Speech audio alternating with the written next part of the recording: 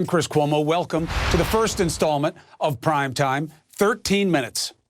That's all that really should have resonated with senators today. 13 minutes was the duration of the video compilation of the events of January 6th, one of the worst days in American history. And Trump was all over it. And what was wrong about all of it was obvious. The hats, the faux flags being used as battering rams, and most of all, the anger. Anger and animus against our country's laws that led to an insurrection attacking our democracy. That is the story of January 6, and it is one that may not be given an ending in the trial that we're watching. Other than the presentation of the horrifying reality that brought these senators together today, today was a farce.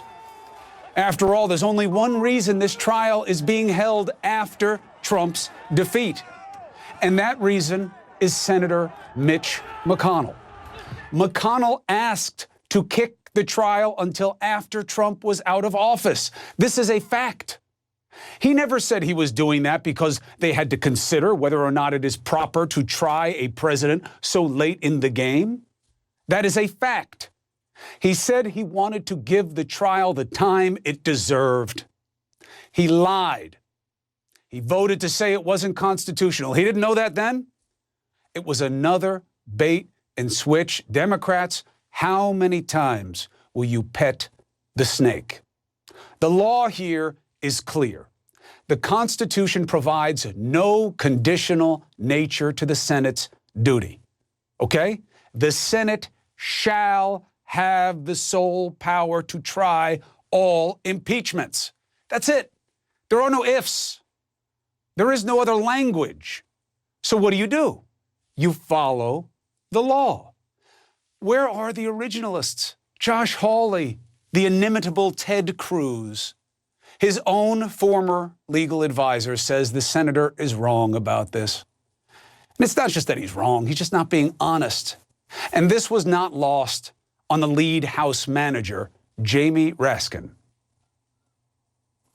All means all, and there are no exceptions to the rule. That's it. It's all you ever hear from the right about the Constitution, right? If it's not in there, it's not in there. It's not in there. In fact, there's no rule that even allows the Senate to do what it did today. I don't know why the Democrats allowed this. This let's debate if we need to do our job. It was another chance, though. Here was the value in this whole process. You got to see how even in the face of such clear proof of what is right, there are so many willing in their number to do what they know is wrong.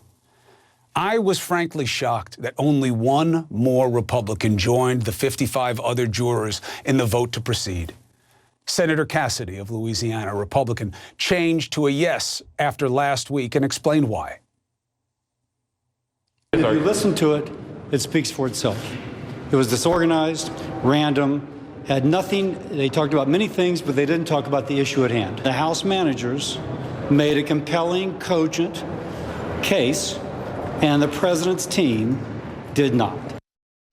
That should have been obvious to everyone in the room, but only one had the integrity to say or do something about it on the Republican side. Day one of the Trump trial, a phrase you may get used to, Trump trial, because there may be several to come. This day certainly saw Trump get the defense he deserves.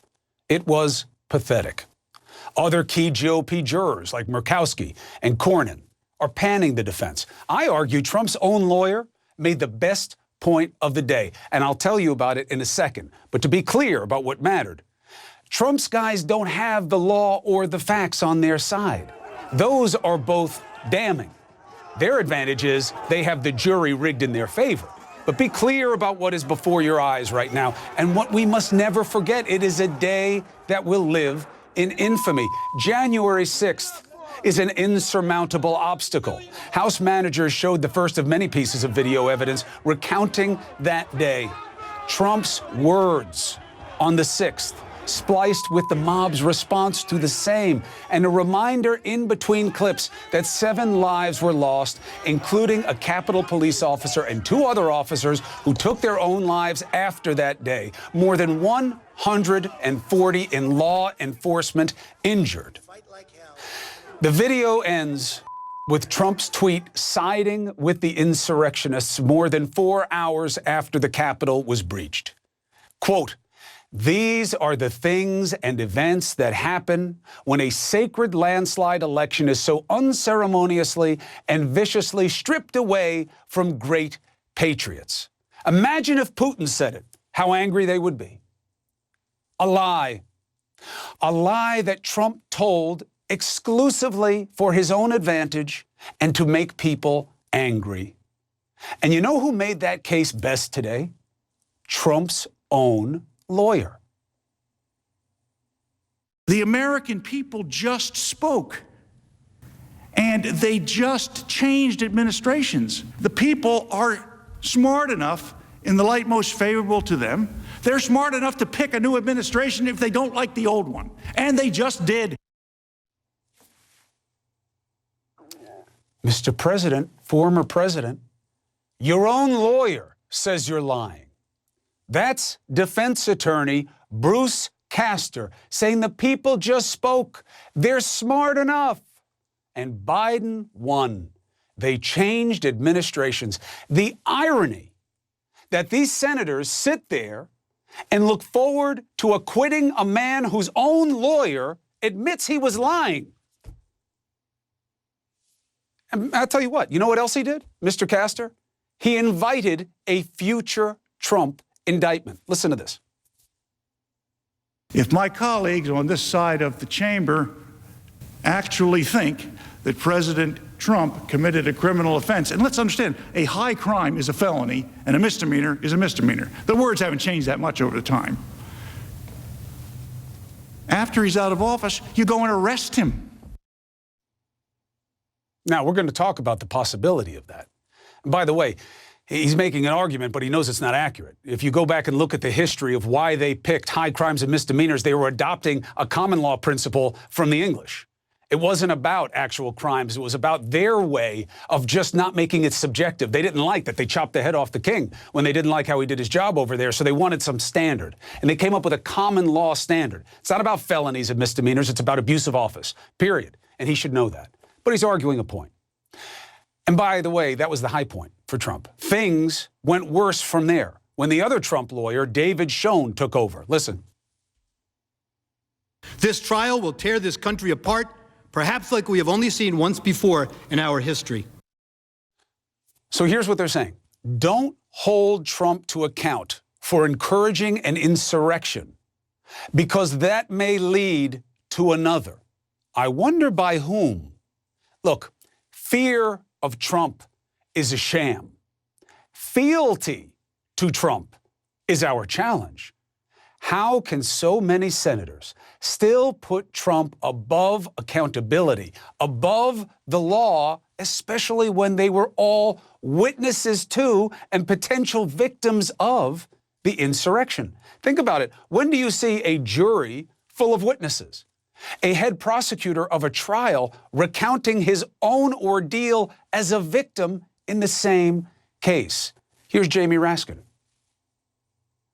All around me, people were calling their wives and their husbands, their loved ones, to say goodbye. And then there was a sound I will never forget. The sound of pounding on the door like a battering ram. The most haunting sound I ever heard. The kids hiding under the desk, placing what they thought were their final texts and whispered phone calls to say their goodbyes. They thought they were going to die. And I told my daughter Tabitha, I told her how sorry I was. And I promised her that it would not be like this again the next time she came back to the Capitol with me. And you know what she said? She said, Dad, I don't want to come back to the Capitol again.